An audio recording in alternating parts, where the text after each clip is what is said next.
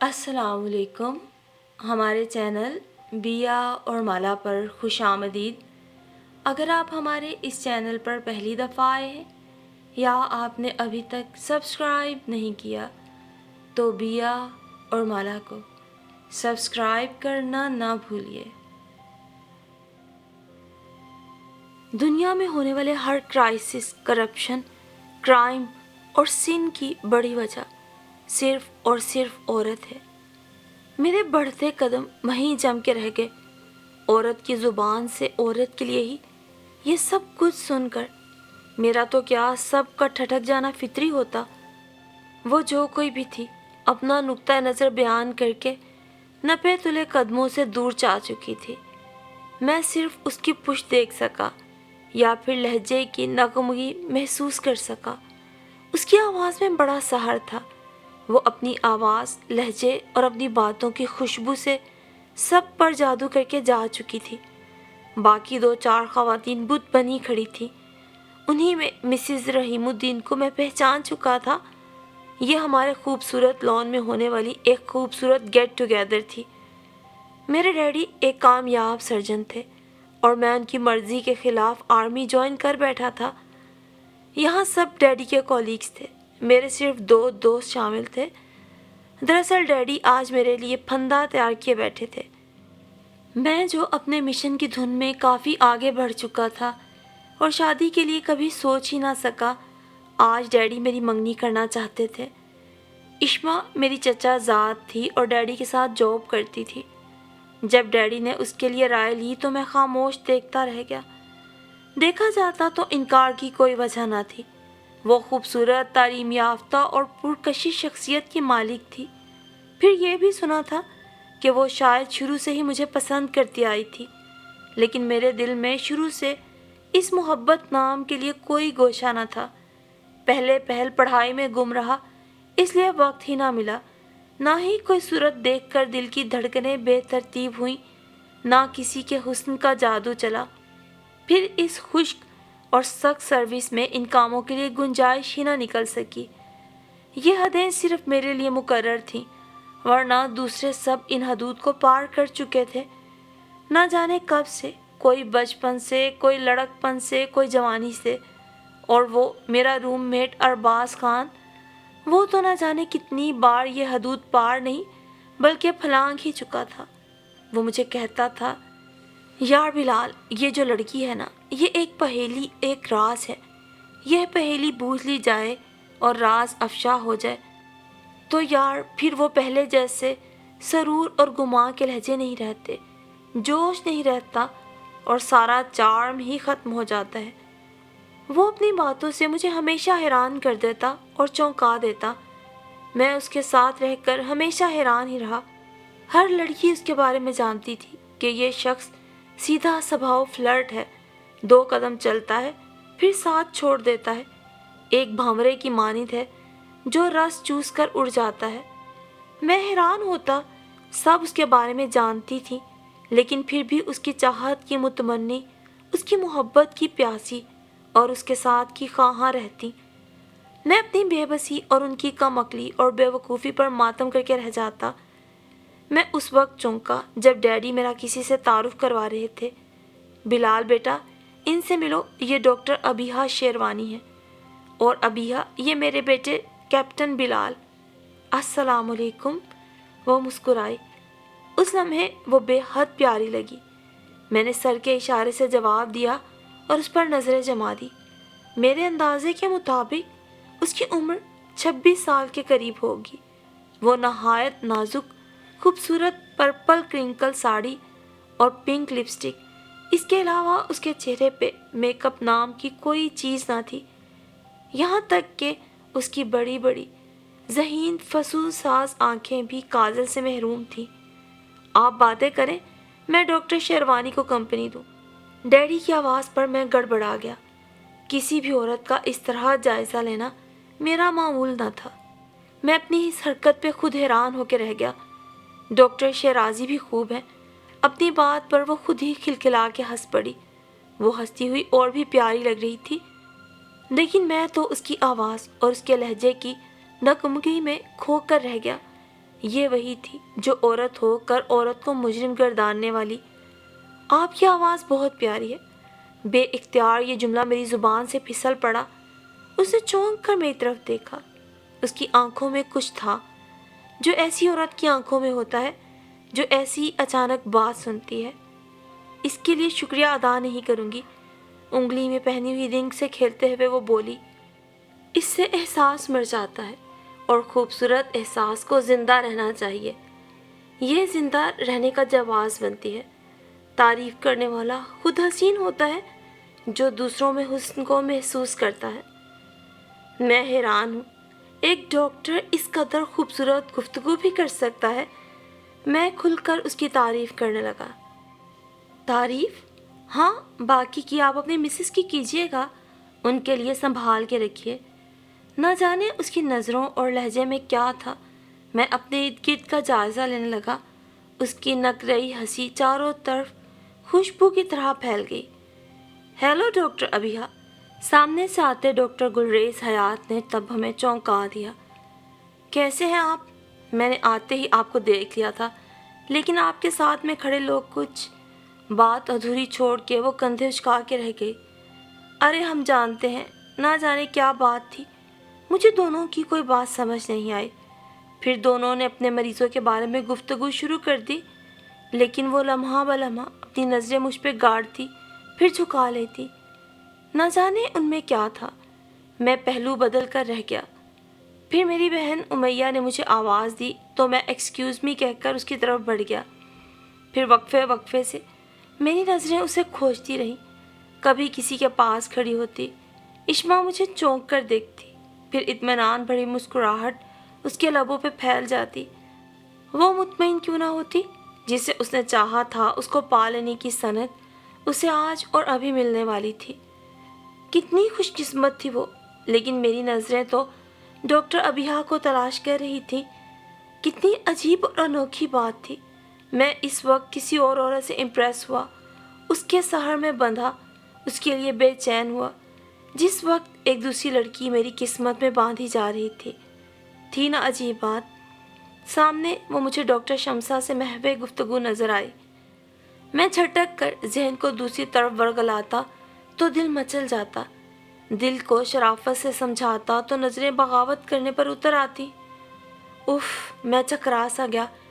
Daddy کے اشارے پر party کے اختتام پر میں نے اشما گردیزی کو خوبصورت سی ڈائمنڈ رنگ پہنا دی۔ اس لمحے میں بے حد نروس ہوا۔ ایک پڑھا لکھا بندہ جو شعور کی منازل چھو چکا ہو، اور یہ رد عمل واقعی حیرت انگیز تھا۔ میرا دل یوں دھڑک رہا تھا کہ گویا چوری کر رہا ہو اور پکڑے جانے کا خوف اور شرمندگی ہو۔ ڈھیروں تالیوں میں کسی نے میری طرف دھیان نہ دیا۔ لوگوں کے ہجوم میں میری نظریں دیوانہ وار اس کی کھوج میں بھٹکیں۔ وہ میرے دائیں طرف کھڑی تھی، اس کی نظریں مجھ پر تھیں۔ یک بارگی ہماری نظریں ٹکرائی۔ وہ اپنائیت سے مسکرا دی اور میں خجل سا پہلو بدل کے رہ گیا۔ نیند آنا چاہے تو کانٹوں پر آ جاتی ہے، اور یہ اگر روٹ کے دور کھڑی ہو تو لگتا ہے سارا جہاں روٹ گیا ہے اور سب کچھ درہم برہم ہو گیا ہے۔ میں جو میٹھی نیند سونے کا عادی تھا، رات بھر بے چین جاگتا رہا۔ میں اٹھ کے کھڑا ہو گیا، ایک دو گلاس پانی کے چڑھائے، پھر بھی کانوں میں وہی نکرئی ہنسی کی آواز گونجتی رہی۔ دو فسونکار کاجل سے محروم آنکھیں جھٹ سے ذہن پہ چھا جاتی۔ آواز کا سحر اور آنکھوں کی روشنی، یہ کیسی چالاکی اور بے ایمانی ہے ڈاکٹر ابیہ۔ میں جھنجھلا گیا۔ کیوں تنگ کر رہی ہو مجھے؟ تم سے بھی قاتل حسن اور حسن کی حشر سامانیاں دیکھی، پھر تمہیں خود پہ اتنا ناز کیوں؟ میں شکست خوردہ سا پھر بیڈ پہ گر گیا۔ یہ کیا ہو گیا کیپٹن بلال گردیزی؟ تم بھی ہار گئے؟ مجھے غیب سے ایک طنزیہ کہکہا سنائی دیا۔ بڑا بنتے تھے تم، اور تمہیں خود پہ بڑا ناز تھا، بڑا سیلف کنٹرول، قابو۔ اپنے ذہن پہ تم مکمل قبضہ رکھتے تھے، پھر اسے کیسے ہاتھ سے جانے دیا؟ تم تو اپنے دل کی چوکی کے بڑے مضبوط محافظ تھے، یوں آسانی سے اپنے دشمنوں کے ہاتھ دے دیا اسے؟ تمہاری ڈکشنری، تمہاری ٹریننگ، رولز، مشن اور عہد میں یوں آسانی سے ہار جانا اور لٹ جانا تو ہرگز نہیں۔ پھر تم سے یہ کیسی بغاوت ہو گئی؟ اندر کی آوازوں نے مجھے ہلا کے رکھ دیا۔ صبح کی اذان ہونے میں چند منٹ تھے۔ میں وضو کر کے پہلے ہی جائے نماز پہ آن کھڑا ہوا، نماز بھی پڑھی اور پروردگار سے سکون کی دعا بھی طلب کی۔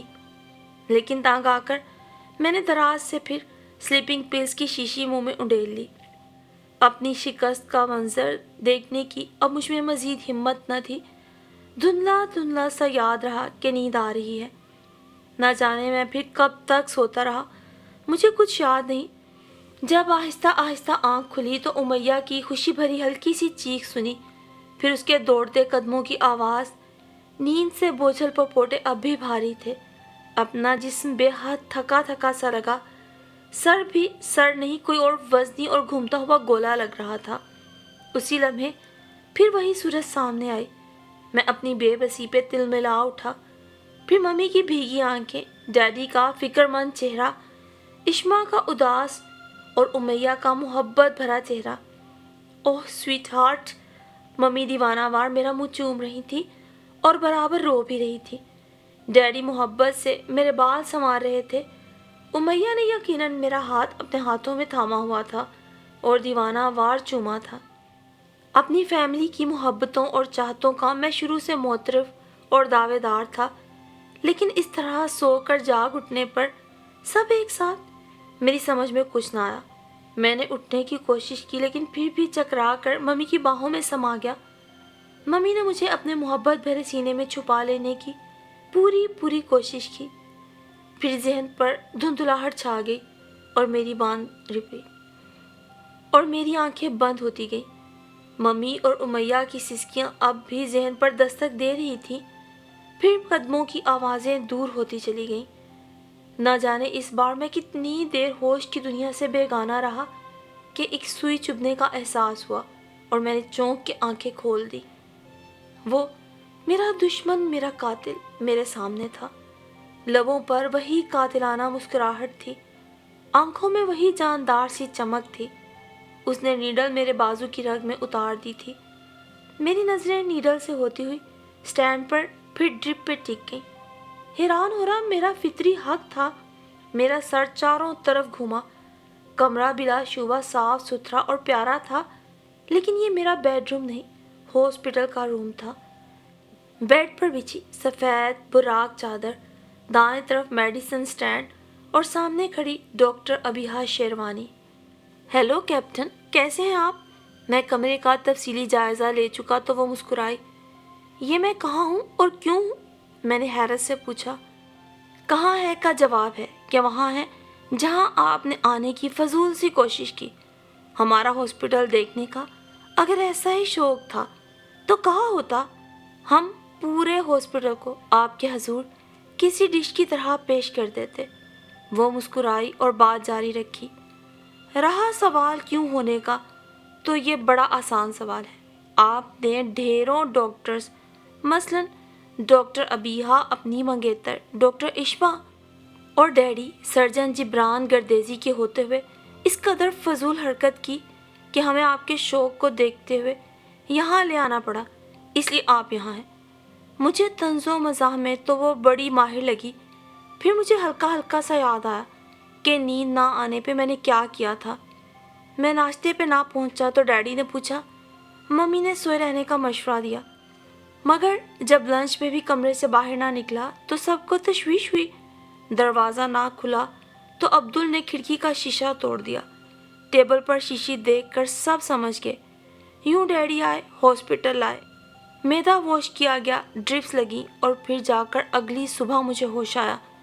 میں اپنی اس حرکت اور سب کی پریشانی پہ بے حد شرمندہ تھا۔ اس نے اپنے ہاتھوں سے میرے بیڈ کی چادر کی شکنیں درست کی، بڑی اپنائیت تھی اس کے عمل میں۔ میری نظریں اس کا طواف کرتی رہیں۔ وہ گھوم کر میڈیسن کی طرف آئی۔ اب آپ اچھے بچوں کی طرح اٹھیے اور میڈیسن لیں، نہ مجھے آپ کو تھام کر اٹھانا پڑے، نہ ہی منہ کھول کر سیرپ انڈیلنا پڑے، اور نہ ہی پینے کی صورت میں ناک بند کرنی پڑے۔ وہ مسکرائی تو میں بھی مسکرا دیا، پھر اس کے حکم کی تعمیل کی۔ باقی سب کہاں ہیں؟ آنٹی اور امیہ رات سے ادھر تھے، اب انہیں آرام کی ضرورت تھی۔ آپ کے ڈیڈی اور وہ آپ کی ڈاکٹر اشما راؤنڈ پر ہیں۔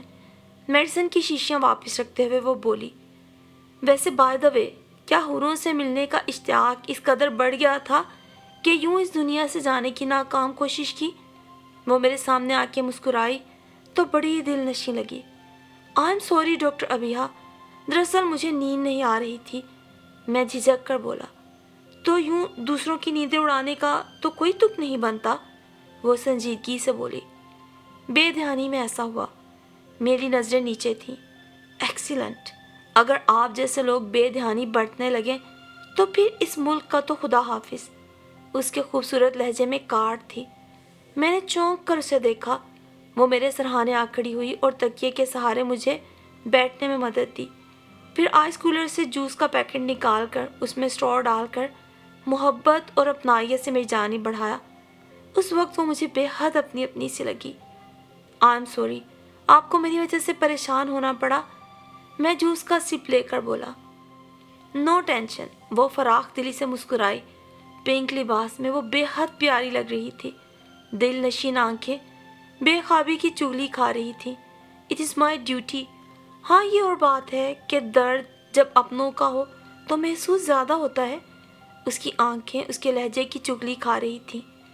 اس لیے جبران صاحب آپ کو اس حالت میں دیکھ کر برداشت نہ کر سکے اور یہ کیس میرے اور ڈاکٹر حیات کے سپرد کر دیا۔ اب بھی وہ اور ڈاکٹر اشما آپ کی صحت یابی کے منتظر ہیں، میں انہیں بلاتی ہوں۔ اور ہاں کیپٹن سنیے، وہ دروازے کے درمیان کھڑی ہو کے پلٹی۔ فرانسیسی ادیب فوکل نے اپنی کتاب میں کہا تھا، دل ہمیشہ دماغ کو بیوقوف بناتا ہے۔ ہمیں اور اس ملک کو آپ کے دل کے ساتھ ساتھ دماغ کی بھی اشد ضرورت ہے۔ ان دونوں کو اپنے قابو میں رکھیں اور اس نامراد دل کی تو کسی فضول بات کو مت سنیں۔ یہ نامرادیاں اور ناکامیاں دیتا ہے، پھر بندہ کسی کام کا نہیں رہتا۔ بات مکمل کر کے وہ میرے دماغ میں ہلچل مچا کے چل دی۔ اس کو روکنے کے لیے بڑی شدت سے خواہش نے سر پٹکا، کئی جتن کیے، لیکن میں ٹھوس بنا بیٹھا رہا۔ میرا دل و دماغ گویا زلزلوں کی زد میں تھا۔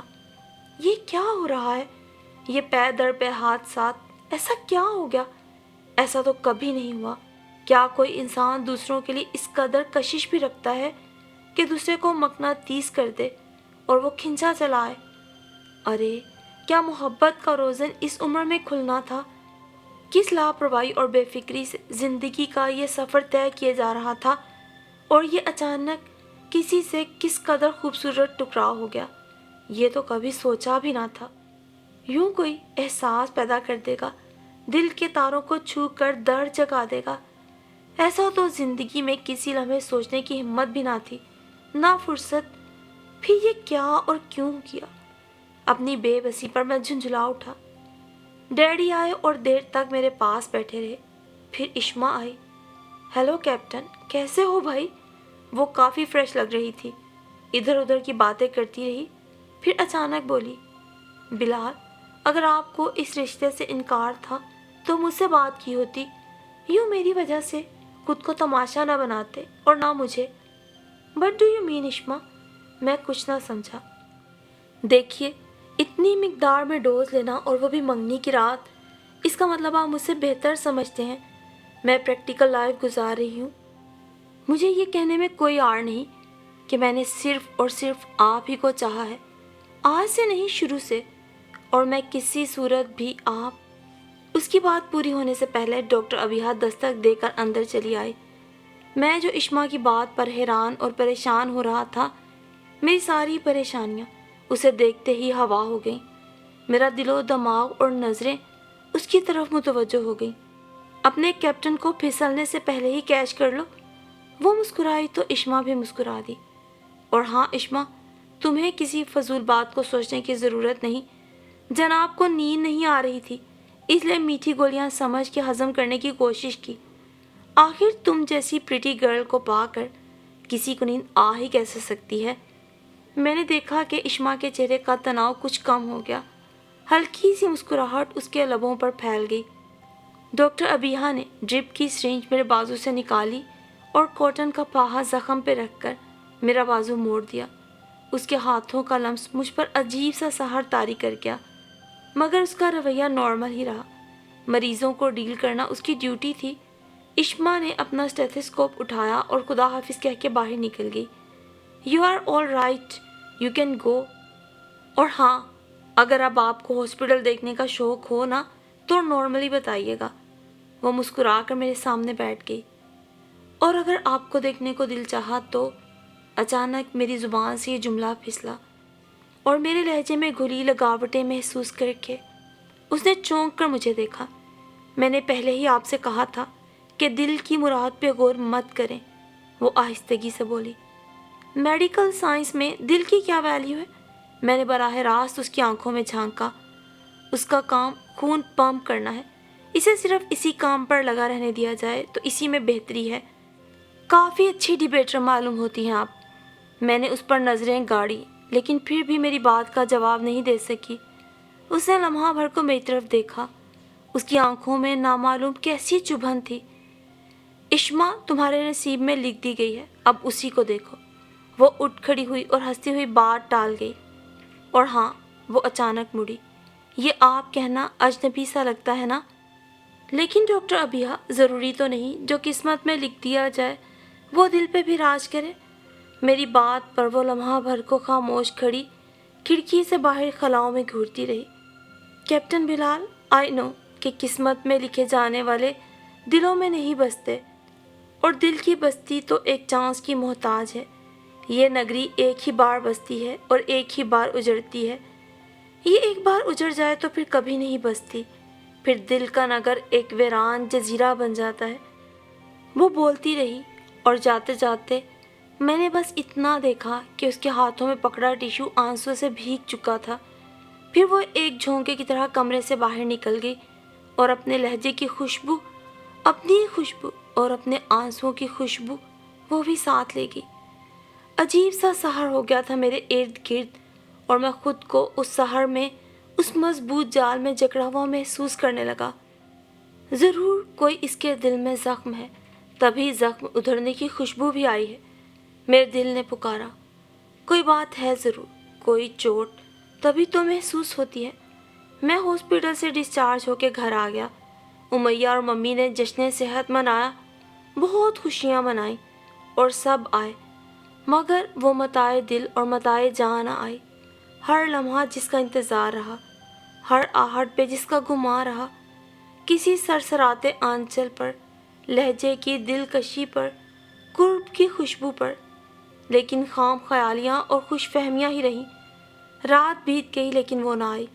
اس کے انتظار کی حدیں ختم ہوئیں اور ایک دم سب کچھ پھیکا پھیکا لگنے لگا۔ میں کمرے میں قید ہو کے رہ گیا۔ ہر بار اس کا خیال، اس کی یادیں، اس کی باتیں، اس کی خوشبو، اس کی وضاحتیں، میں اپنے آپ کو بے بس محسوس کرتا۔ اتنے کمزور تو تم کبھی نہ تھے، خود کو سنبھالو، جیت تمہاری ہوگی، ڈٹے رہو۔ پھر کچھ دن یوں ہی بیت گئے۔ پھر میرا ہاسپٹل چکر لگانا وہ نظر آئی۔ ادھر میری چھٹی ختم ہونے کو آ رہی تھی۔ کچھ ضروری چیزیں لے کے میں واپس آ رہا تھا کہ وہ مجھے گاڑی میں نظر آئی۔ مجھے دیکھتی ہی گاڑی سٹینڈ پہ روک کر مسکرا دی۔ اس کی مسکراہٹ میں بڑی اپنائیت اور تازگی تھی۔ ہیلو کیپٹن، ڈرائیونگ سیٹ پر بیٹھی بیٹھی وہ بولی، کیسے ہیں؟ آئی ایم فائن، بڑے دنوں بعد نظر آئیں، کہاں گم تھی؟ میں بھی کہہ اٹھا، اگر آپ کو شک تھا کہ میں گم ہوں تو ہاسپٹل چلے آتے، ہماری مصروفیت دیکھ کر خود آپ کے ہوش گم ہو جاتے۔ وہ ہمیشہ بڑی خوبصورت چوٹ کرتی تھی۔ آئیے کہیں بیٹھ کے بات کر لیتے ہیں۔ بات؟ سامنے نظریں جمائے کچھ سوچتی رہی۔ تو آج آپ آئیے اور گم ہوتی ڈاکٹر کے مہمان بن جائے۔ بڑے خلوص سے فرنٹ ڈور کھول دیا۔ میں دل میں خوش ہوتا خرامہ خرامہ اس کی سنگت میں چل پڑا۔ کہیں آپ مصروف تو نہیں تھے؟ اس کی ڈرائیونگ بڑی محتاط۔ نہیں، لیکن اگر آپ مصروف ہیں، میں نے پیچھے پڑے اس کے بندھے شاپنگ بیگ دیکھے۔ جی ہاں، موسم بدل رہا ہے، سوچا تیاری کی جائے۔ آپ کے خیال میں کون سے موسم بدلتے رہتے ہیں؟ ہر موسم، ظاہری بھی باطنی بھی۔ وہ شاید میری بات کی تہ تک جا پہنچی تھی۔ دل کے موسم اکثر نہیں بدلتے۔ میں نے اس کے دمکتے چہرے پہ نظر ڈالی۔ اکثر نہیں بدلتے، لیکن پھر بھی بدل جاتے ہیں۔ ان کے لیے کسی تیاری کی ضرورت نہیں ہوتی، بس یہ اچانک ہی آپ بدل جاتے ہیں۔ मेरी तरफ मुंह फेर कर वो बड़ी खोजती नज़रों से मुझे देखने लगी, फिर से नज़रें स्क्रीन पे जमा दी। और अगर मैं ये कहूँ कि जब दिल में किसी की मोहब्बत बस जाए तो फिर ये मौसम कभी नहीं बदलता, तो इस बारे में आप क्या कहेंगी? आजकल किस नॉवल को हज़म करने के चक्कर में हैं आप, उर्दू या अंग्रेज़ी? क्या मतलब? आप बताएं तो सही कि वो कौन सा नॉवल है, रोमानवी, अफसानवी या मुआशरती? फिर मैं आपकी बात का दुरुस्त जवाब दे पाऊंगी। मैं खिलाफ मामूल कोई सख्त सा जवाब देने ही लगा था कि वो खूबसूरत से गेट पे पहुंच के हॉर्न बजाने लगी। इमारत भी बहुत प्यारी थी। इर्द गिर्द का इलाका साफ सुथरा और शानदार इमारतों का हामिल था। घर का अंदरूनी हिस्सा भी बेहद शानदार और काबिल दीद था। मुझे साथ लिए नहायत नफासत से सजे ड्राइंग रूम में वो आ गई। आप बैठिए, मुझे इशारा करके गेट खोलने वाले लड़के से सामान उठाने और अंदर ले जाने का कहने लगी। इस काम से फारिग होकर दूसरे दरवाजे से गायब होगी। चंद लम्हे यूं ही इर्द गिर्द का जायजा लेते गुजर गए। आप बोर तो नहीं हुए? बालों की चोटी लपेटती ट्रॉली लिए लड़के के हमरा वो अंदर आई। नहीं, मैं तो इन चीज़ों को बड़ी दिलचस्पी से देख रहा था। वो लड़के को वापस जाने का कहकर सामने बैठ गई। किसी को भी इतनी दिलचस्पी से नहीं देखना चाहिए, इस तरह तो बड़ी गड़बड़ हो जाती है। आपके रूल्स तो अमनो अमान और कंट्रोल करना सिखाते हैं, गड़बड़ करना कोई अच्छी बात तो नहीं कैप्टन। चाय की प्याली मुझे पकड़ाते हुए उसने बड़ी गहरी बात की। मैं उसकी झुकी नज़रों और लरसती पलकों को देखता रह गया, और ये पहला मौका था कि मैंने उसकी नज़रों को झुका झुका देखा। उसने तो हमेशा आंखों में आंखें डाल के बात की थी। ये लेना आप, उसने मुख्तलिफ चीज़ें मेरे सामने की।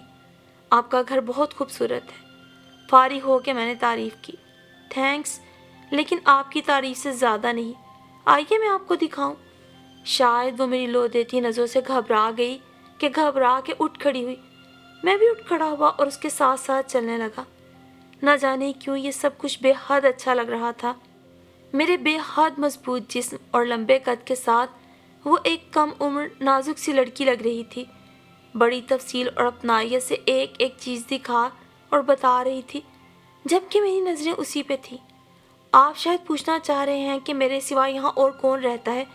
ये तो मुझे इसके बाद शिद्दत से महसूस हुआ कि वो मेरे अंदर के हर सवाल को पढ़ लेती है, हर जज्बा जान लेती है। मेरी हाँ सुनकर कुछ लम्हे लॉन में उगी घास पर नजरें जमाए खड़ी रही, फिर खुद ही मुस्कुरा दी। फिलहाल मैं अकेली हूँ, लेकिन मुझे महसूस नहीं होता, कभी और किसी भी लम्हे महसूस नहीं करती। हाँ, एक और दूसरा आखिरी फर्द है जो इस घर में, मेरे दिल में, मेरे साथ साथ रहता है। वो कौन है? उसकी अगले वीकेंड पर आपसे ज़रूर मुलाकात कराऊंगी। अरे हाँ, मैंने सुना है आप इस शहर में आ रहे हैं। उसको अचानक याद आया। ठीक सुना है आपने, मैंने ट्रांसफ़र के लिए अप्लाई कर दिया है। जल्द ही इस शहर के दाने पानी पे कब्ज़ा जमा लूँगा। मैं उसकी पहली बात से काफ़ी उलझा सा था। इसकी वजह पूछ सकती हूँ? हाँ, मेरे ख्याल में इश्मा से जुदाई अब बर्दाश्त नहीं हो पा रही होगी। कभी कभी बड़े तंज उसके लबों से उबलते। गलत फहमी है आपकी। मेरा लहजा सख्त खुरदरा हो गया। इस बात को क्यों नज़रअंदाज कर रही हैं?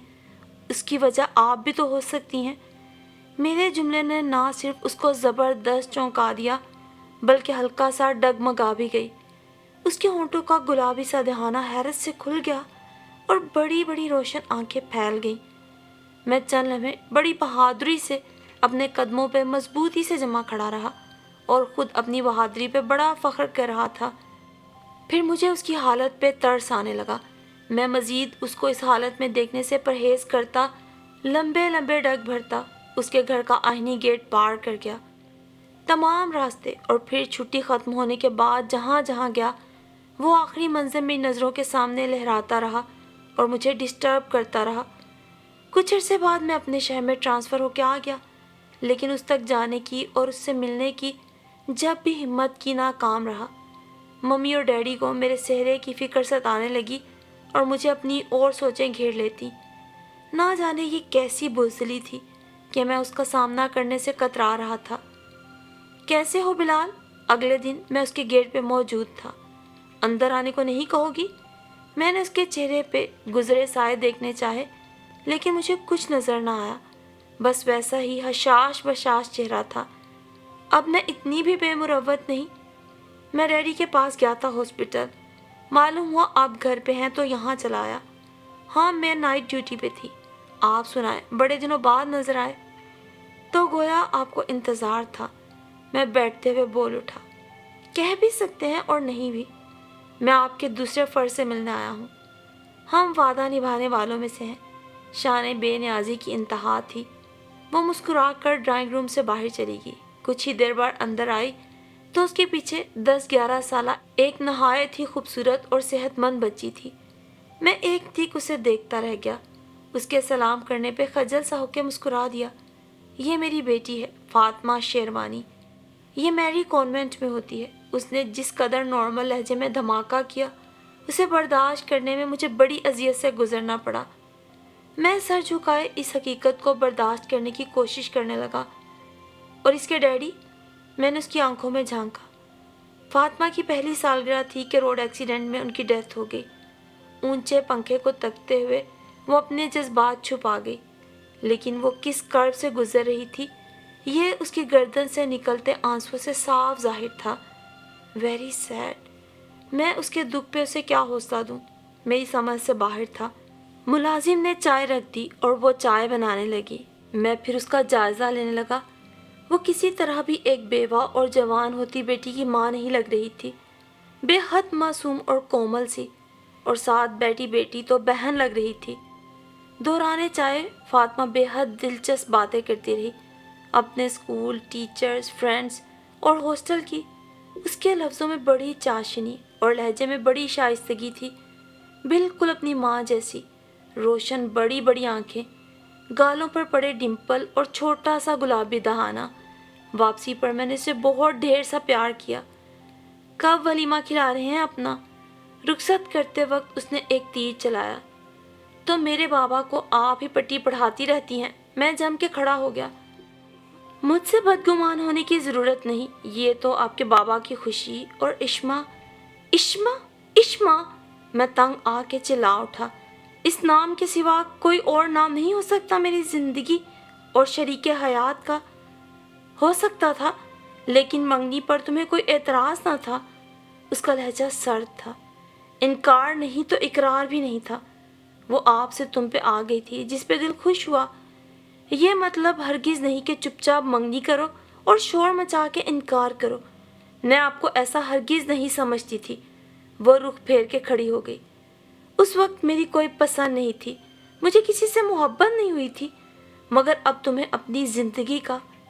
Please mind your language captain Bilal, وہ پلٹ کر تیز لہجے میں بولی۔ یہ جاننے کے باوجود بھی کہ میں ایک ماں ہوں اور ایک بیٹی کی ماں، اس سے کوئی فرق نہیں پڑتا۔ اب تو میرا فیصلہ اور مضبوط ہو گیا ہے۔ ڈاکٹر ابیہا شیروانی، تمہاری ہاں چاہیے۔ اسے سوچوں کے گرداب میں چھوڑ کے میں پھر کھلی فضا میں آ گیا۔ نہیں بلال، یہ ناممکن ہے۔ میرے دل کی بات سنتے ہی ممی غصے سے چلا اٹھی۔ لیکن کیوں ممی؟ یہ کوئی غلط بات نہیں، زندگی مجھے گزارنی ہے۔ آپ پلیز۔ بہت دیر کر دی تم نے پسند کرنے میں، ممی نے بالکل کوڑا جواب دیا۔ اشما کو یہ کیسی سزا، اور پھر خاندان بھر میں ہم کسی کا سامنا بھی نہیں کر سکیں گے۔ رہ گئی ابیہا، تو میں ایسی عورت کو ہرگز اپنی بہو نہیں بنا سکتی جو پہلے سے شادی شدہ اور ایک بچی کی ماں بھی ہو۔ تمہیں کیا ہو گیا ہے بلال؟ تمہاری پسند کو کیا ہو گیا ہے؟ ان کے لہجے میں بے انتہا حیرت تھی۔ میں مزید کچھ سننے کے موڈ میں نہیں تھا، اس لیے اٹھ کر اپنے کمرے میں آ گیا۔ کچھ عرصہ پہلے کی بات مجھے اچانک یاد آ گئی کہ جب میں نے پہلی بار دیکھنے سے پہلے اس کی یہ بات سنی تھی کہ دنیا میں ہونے والی ہر گڑبڑ کی ذمہ دار عورت ہوتی ہے۔ آج ممی عورت ہو کر ایک عورت کو شادی شدہ ہونے پہ گناہ گار ٹھہرا رہی تھی، اور قسمت کی اس ستم ظریفی کو اس کا جرم قرار دے رہی تھی۔ میں ڈیڈی سے بات کرنے کے بارے میں سوچ رہا تھا کہ ڈیڈی خود میرے کمرے میں آ گئے۔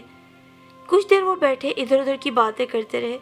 شاید اس کا مقصد یہ تھا کہ بات میں شروع کروں، جبکہ میں چاہ رہا تھا کہ وہ بات کریں۔ بلال، جو تمہاری ممی نے کہا، کیا وہ سچ ہے؟ میں ممی سے جھوٹ کیوں کہوں گا ڈیڈی؟ ابیہا اچھی لڑکی ہے اور مجھے بے حد پسند ہے۔ تعلیم کے دوران اس کی شادی ہو گئی. اس کے والدین جدہ میں رہتے ہیں. بہت خوبصورت پرکشش نوجوان ہے. بیوہ ہونا کوئی عیب نہیں. مجھے تمہاری چوائس پہ فخر ہے. لیکن پر آتے ہی ان کی تعریفوں کی تان ٹوٹ گئی اور میں ڈوبتے دل کے ساتھ انہیں دیکھنے لگا، ایک موہوم سی امید اور آس پر. اشما تمہیں پسند کرتی ہے. پھر تمہیں یہ بھی یاد کر لینا چاہیے کہ اشما کے بھائی سے تمہاری بہن کی نسبت بھی طے ہے. پھر ابیہا بھی شاید نہ مانے. وہ آہستگی سے بولے. Daddy please. میں نے ضدی بچے کی طرح انہیں منانا چاہا. دل کی ہر ایک بےتابی، جذبہ شدت، ساری چاہت ان کے سامنے رکھ دی. وہ خاموش سے مجھے دیکھتے رہے. اچھا ٹھیک ہے، کچھ کرتے ہیں. ڈیڈی اٹھ کے چلے گئے. ممی کئی دن تک ناراض سی پھرتی رہی. اشما اس معاملے میں شاید لا علم تھی. جب بھی ملتی یا فون کرتی تو ہنستی مسکراتی رہتی. پھر ایک مشن کے سلسلے میں مجھے کوہاٹ جانا پڑا. واپس لوٹتے پورا 1 ماہ لگ گیا. کاش کہ میں واپس ہی نہ لوٹتا. گھر لوٹا تو یہ منحوس خبر سننے کو ہرگز نہ ملتی کہ ڈاکٹر ابیہا اپنے والدین کے پاس چلی گئی ہیں. دکھ سے میرا چہرہ مرجھا گیا اور کندھے جھک گئے. ڈیڈی میرے بے حد قریب آ کر مجھے دلاسا دیتے رہے. پھر ایک سفید لفافہ تھما کر چلے گئے. میں نے بڑی بے تابی سے اسے کھولا. وہی خوشبو اور وہی سحر تھا. کیپٹن بلال، امید ہے خیریت سے ہوں گے آپ. میرے جانے کی خبر سن کر تھوڑا سا دکھ ضرور ہوگا، لیکن بہت جلد آپ نارمل ہو جائیں گے. کیونکہ میں نے آپ سے کہا تھا کہ کوئی بھی موسم ہمیشہ کے لیے نہیں ہوتا. باطن کا ہو یا ظاہر کا، ہر موسم بدل جاتا ہے. کوئی کسی سے تمام عمر محبت نہیں نبھا سکتا اور نہ کوئی بڑی شدت سے کسی سے نفرت کر سکتا ہے، کیونکہ یہ اپنے بس کی بات نہیں. یہ انسانی فطرت ہے. اور آج کا انسان تو نئی دنیا چاہتا ہے، نئے اقدار، نئی منازل، یعنی ہر وقت تبدیلی چاہتا ہے، چاہے وہ اندر کی ہو یا باہر کی. کاش کہ آپ مجھے زندگی میں پہلے ملے ہوتے. میں آپ کے جذبوں اور محبتوں کی قدر کرتی ہوں، لیکن آج جہاں کھڑی ہوں ان کا کوئی صلہ نہیں دے سکتی. یاد ہے میں نے آپ سے کہا تھا کہ اس دل نامراد کی کوئی بات مت سنیے گا. یہ نامرادیاں اور ناکامیاں دیتا ہے، پھر بندہ کسی کام کا نہیں رہتا. شاید آپ نے میری بات کا مفہوم اور معنی نہ سمجھے، تبھی بار بار میرے دل پر دستک دیتے رہے، یہ جانے بغیر کہ عورت کے دل کا دروازہ صرف ایک بار کھلتا ہے. میرے دل کا دروازہ اس وقت کھلا جب میں FSC کی اسٹوڈنٹ تھی. احمد شہروانی نے دستک دینے میں بڑی جلدی کی اور میرے دل و دماغ کی مچانوں پہ قبضہ جما کے بیٹھ گیا. وہ میری دوست کا اکلوتا بھائی تھا. میری دوست اپنے بھائی کے ہجر و فراق کے قصے سناتی. وہ مجھے دیکھ کر عجیب آہیں بھرتا.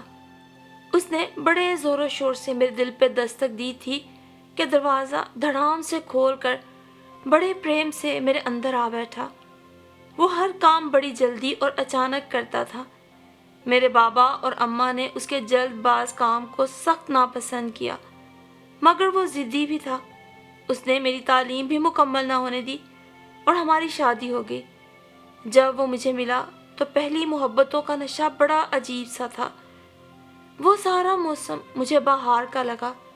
چاروں طرف پھول ہی پھول نظر آتے تھے، لیکن یہ موسم اور منظر ٹھہر نہ سکا اور جلد بدل گیا. ہاؤس جاب کے دوران مجھے احمد کی وفا پہ کچھ شک ہونے لگا، لیکن مجھے یقین نہ آیا. ہاؤس جاب کے فوراً بعد فاطمہ پیدا ہوئی اور احمد کی بے وفائیاں ظاہر ہونے لگیں.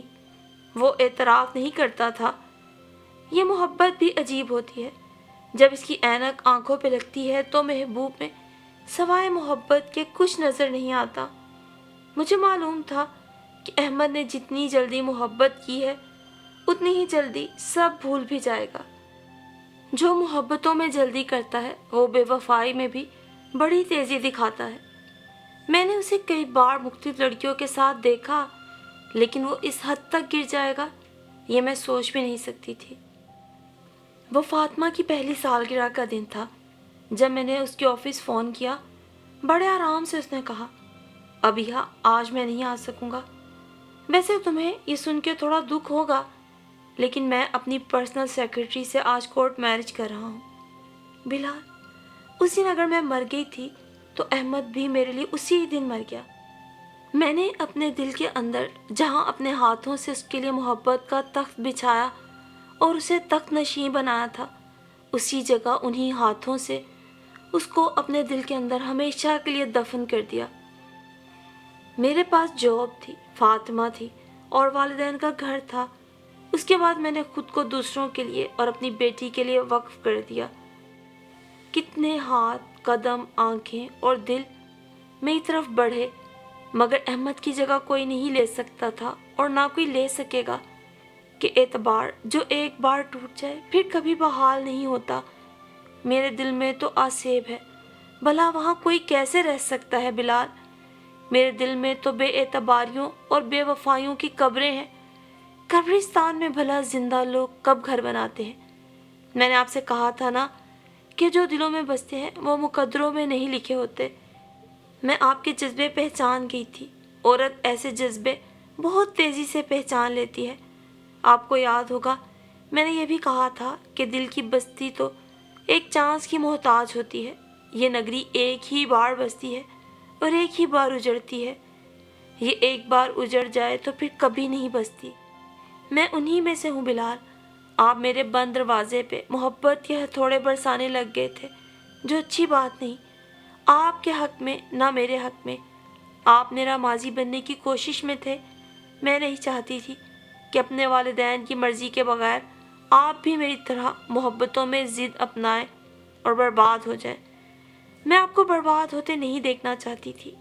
میں اکیلی نہیں ہوں، میرے پاس فاطمہ ہے اور کہیں نہ کہیں احمد کا ماضی میں دیا گیا پیار ہے، ان کی یادیں ہیں، اور انہی یادوں میں اب آپ کی بھی اچھی یادیں شامل ہو گئیں۔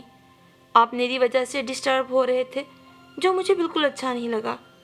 یہ محبت وغیرہ کچھ نہیں ہوتی، بس زندگی برباد کرتی ہے۔ آپ کے دل میں موجود میرے لیے اچھے جذبات کی میں جتنی بھی قدر کروں، جتنا بھی سراہوں کم ہے۔ لیکن بلال، ایک بات یاد رکھیے گا، شاید ابھی وہ مائیں پیدا نہیں ہوئی جو اپنی اولادوں کی ایسی تربیت کر سکے۔ شاید ابھی ہم وہ معاشرہ تشکیل دینے میں ناکام ہیں جہاں بچوں والی بیوہ یا متعلقہ کو زمانے میں ایک گالی نہیں سمجھا جائے گا۔ وہ بھی نکاح کے لیے اسی قدر قابل تحسین ہوں گی جتنی کہ کوئی کنواری۔ جانے آپ کو علم ہے یا نہیں، لیکن میری ایک بات یاد رکھیے گا کہ ایک عورت کو سب سے زیادہ نقصان ایک عورت کی ذات سے ہی پہنچتا ہے۔ ویسے آپ پریشان نہیں ہوئیے گا، کیونکہ میں تو نہیں سمجھتی کہ مجھے دوسری شادی کی کسی لحاظ سے بھی ضرورت ہے، کیونکہ میں ہر لحاظ سے اپنی بیٹی کی بہترین کفالت کر سکتی ہوں۔ پھر بھی بعض اوقات ان بیواؤں اور متعلقہ عورتوں کے بارے میں سوچتی ہوں جو اس قابل نہیں کہ اپنے بچوں کی اچھی کفالت کر سکیں۔ ایسے میں اگر کوئی مرد ان کے سر پہ ہاتھ رکھنا چاہے، ان سے نکاح کرنا چاہے، تو ہم میں موجود بہت سے مسلمان اس امر کو اس انسان کی برائی یا گناہ کی طرح پیش کرتے ہیں۔ خیر، بات بہت لمبی ہو گئی، قصہ مختصر کہ ہمیں اپنے بچوں کی تربیت میں دین اسلام کے احکامات اور آسانیوں کو ضرور شامل کرنا چاہیے۔ اور اب آخری بات، اشما اچھی اور پیاری ہے، بس جلدی سے شادی کر لیں۔ ہے نا روب والی بات؟ کاش آپ میرے روب میں آ جاؤ۔ مجھے امید ہے آپ میری خواہش کو رد نہیں کریں گے۔ چلیں، یہی خواہش ہمارے درمیان ایک سلسلہ ہوگی، اسی سے آپ مجھے کبھی کبھار تو یاد کر ہی لیں گے۔ اپنی دعاؤں میں مجھے یاد رکھنا، اس یاد کے ساتھ کہ آپ بھی میری دعاؤں میں شامل ہو گئے ہیں۔ شادی کی ایڈوانس مبارکباد قبول کیجیے۔ Wish you good luck. خدا حافظ۔ ابیہا شیروانی۔ ابیہا کی جدائی نے مجھے مکمل طور پر ڈسٹرب کر دیا۔ اس کی خواہش پوری کرنے کے علاوہ اور میرے پاس کیا تھا؟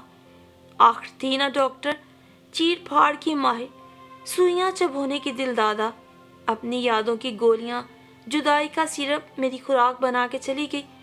لیکن کاش میں اسے بتا سکتا کہ کچھ روگ اور کچھ بیماریاں ایسی ہوتی ہیں کہ ہزار علاج کے باوجود بھی انسان ٹھیک نہیں ہو سکتا۔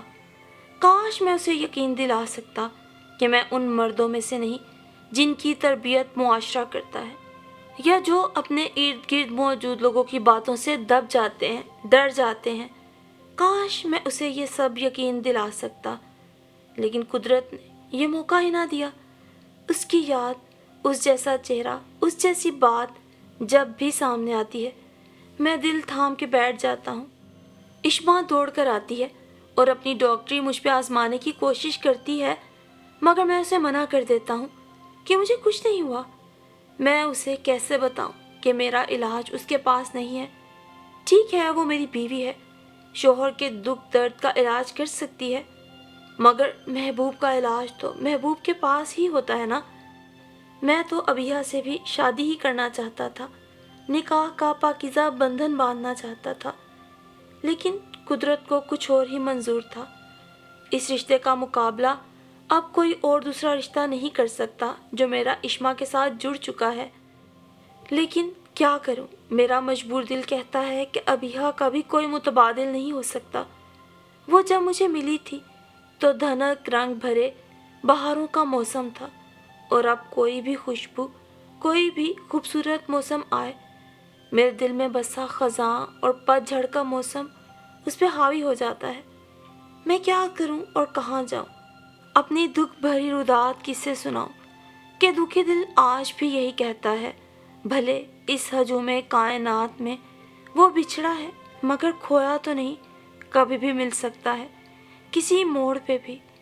اور میں دل پہ ہاتھ رکھ کے یہی سوچتا ہوں، محبت محبت، کتنے قصے سنتے ہیں محبت کے، کوئی یہ کیوں نہیں بتاتا کہ محبت بہت بے درد ہوتی ہے۔